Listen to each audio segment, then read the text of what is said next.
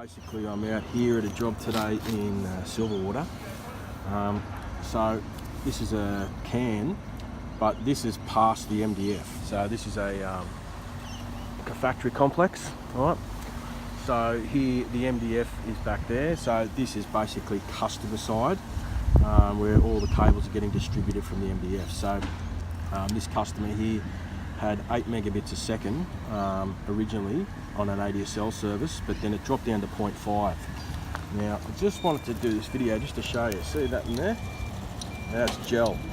This is a gel affected joint, and you can see here they've tried to do some sort of repair on it, but this has got foreign battery and insulation resistance problems. So basically I've got to find a good pair in here that's working, and it's testing okay, and then we're going to send that back down to the MDF.